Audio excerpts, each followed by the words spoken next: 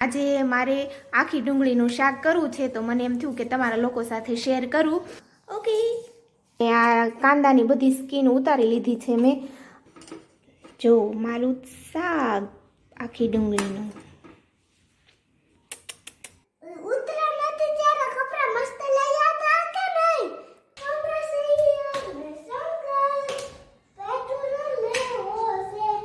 ચાલો હવે ડાન્સ કરીને અમે હું ને રુદ્ર થાકી ગયા છે.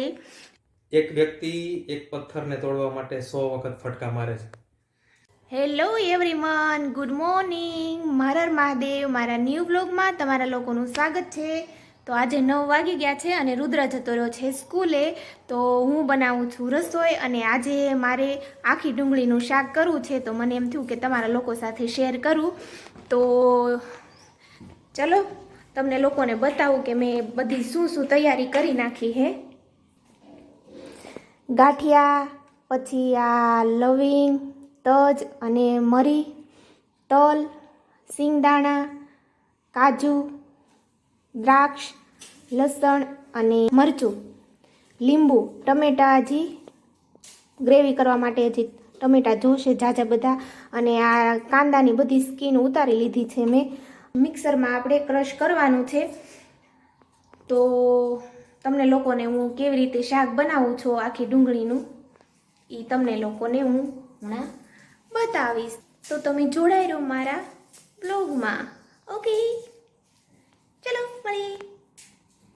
આ તેલ ગરમ મૂકી દીધું છે, તો ગેસ ધીમો કરીને આ દ્રાક્ષ એમાં થોડી ફૂલે ને ત્યાં સુધી એને તળી લેવાની છે.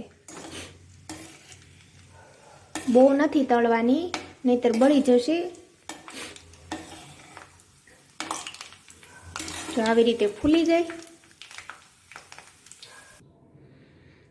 પછી કાજુ એવી રીતે ફ્રાય કરી લેવાના છે, થોડા ગોલ્ડન કલરના થાય ત્યાં સુધી.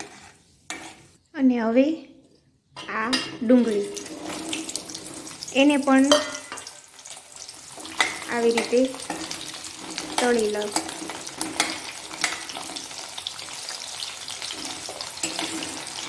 પાંચ મિનિટ માટે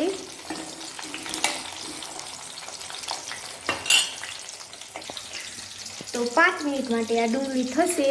પછી થોડી બ્રાઉન કલરની થાય એટલે એને કાઢી લેવાની છે. છૂટી ના પડી જાય તેનું ખાસ ધ્યાન રાખવાનું. Okay okay okay okay okay okay. હું કેવી રીતે આ આખી ડુંગળીનું શાક કરું છું એ તમને લોકોને કહું છું. તમે કેવી રીતે કરો છો તે તમે લોકો મને કહેજો. બધાની રેસીપી અલગ અલગ હોય એટલે તમે લોકો પણ મને કહેજો કમેન્ટમાં. Okay okay okay okay. તો ચાલો હવે હું વઘાર કરું છું. આ તજ લવિંગને એને ક્રશ કર્યું હતું એ પહેલાં નાખી દેવાનું. પછી આદુ લસણ મરચાંની પેસ્ટ ધીમા ગેસે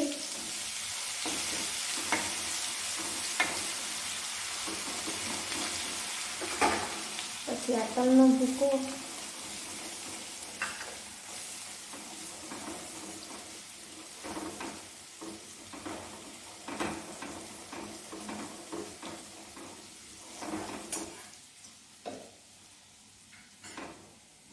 પછી આ ટમેટા,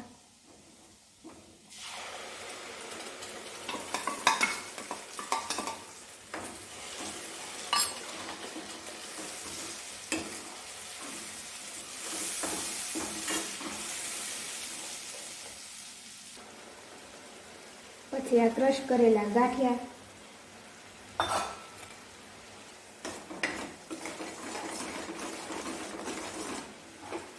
લાસ્ટમાં શિંગદાણાનો ભૂક્કો.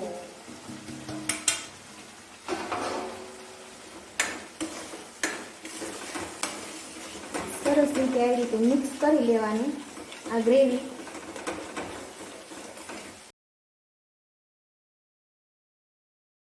મીઠું,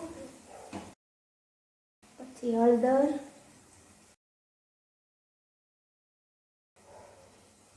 મરચું,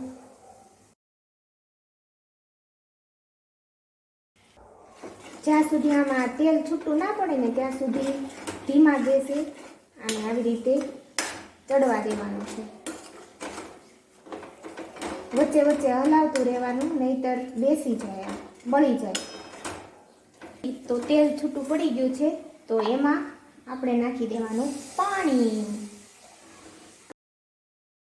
આવી રીતે પાણી નાખવાનું, જેટલો રસો કરવો હોય એટલો, કેમ કે હજી આમાં ડુંગળી થોડીક આપણે ચડાવવાની છે ને, ચડવા દેવાની છે.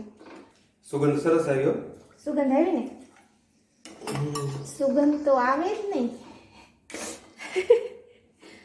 એ કાંદા છે ને તળેલા, એ નાખી દેવાના છે આપણે.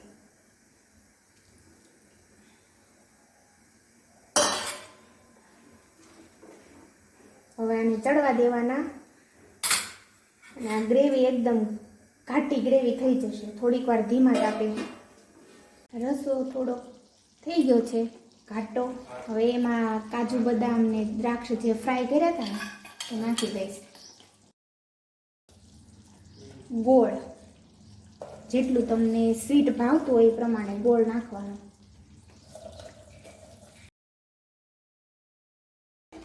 જોઈ શકો છો ઘાટો ઘાટો રસો થઈ ગયો છે.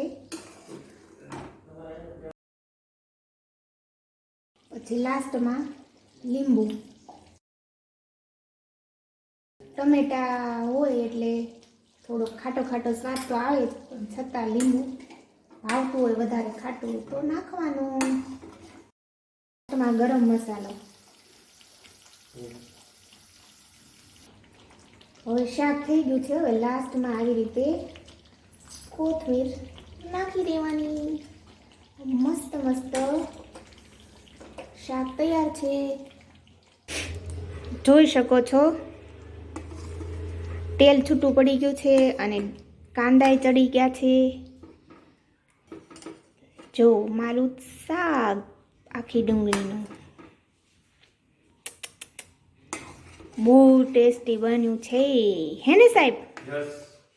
સાહેબે ટેસ્ટ કરી એટલે સાહેબ એમ કહે છે કે બહુ ટેસ્ટી બન્યું છે. હું આવી રીતે બનાવું છું, તમે કેવી રીતે બનાવો છો? જે બનાવતા હોય એ જરૂરથી કહેજો, કંઈક મિસ થતું હોય તો આમાં. ઓકે, તો ચલો હજી કામ બધું બાકી છે, તો મળીએ જલ્દી. તો રુદુભાઈ સ્કૂલેથી આવી ગયા છે અને હું નાહી ધોઈને રેડી થઈ ગઈ છું. હે ને રુદ્ર? બોલ હર હર મહાદેવ કહી દીધી કા? હર હર મહાદેવ. યસ. ઉત્તરાયણ હતી ત્યારે કપડા મસ્ત લઈ આવ્યા કે નહીં? હા, રુદ્ર એમ પૂછે છે કે ઉત્તરાયણમાં એને જે કપડાં પહેર્યા હતા એ સારા હતા કે ન, એમ રુદ્રને તમે લોકો કયો, હે ને બેબી? હા તો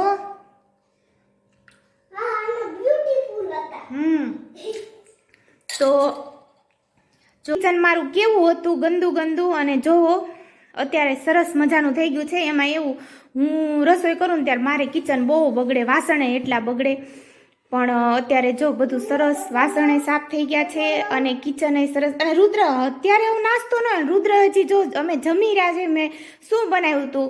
આખી ડુંગળીનું શાક બનાવ્યું હતું, કેવું સરસ બન્યું હતું. રુદ્રને ભાવ્યું બહુ જ, છતાં અત્યારે જો નાસ્તાનો ડબ્બો લઈને એમ કહે છે કે મમ્મા નાસ્તો કરવો છે.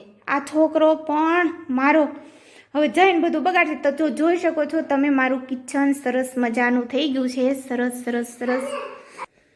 તો હવે હું ને રુદ્ર થોડીક વાર સૂઈ જઈશું.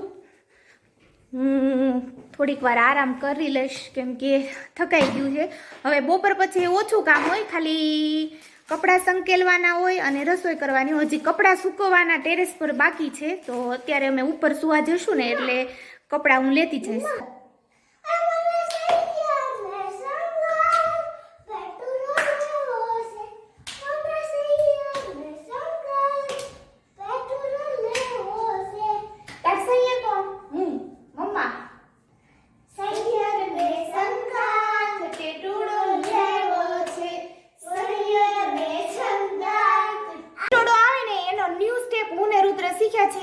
તો તમે પણ જલ્દી શીખી લો. અત્યારે અમે બે કરીએ છીએ. જો રુદ્ર આટલા કરો.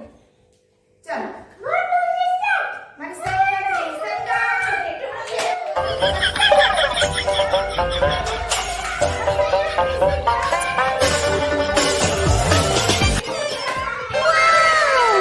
હવે ડાન્સ કરીને અમે હું ને રુદ્ર થાકી ગયા છે અને અમે પહેલાં તો આનાથી વધારે ચેવડો અને આ ભૂંગળા પૂરા કરી દીધા. આ બીજી વાર લીધા છે હે ને બેબી? હા, બીજી વાર તો એમ એવું તમને લાગે છે ને બીજા વાર લીધા એમ? તો એટલા બધા થાકી ગયા ડાન્સ કરી અને ગરબા કરીને એટલે અમે બંને હવે આની ઉપર તૂટી પડ્યા છીએ હે ને બાબુ?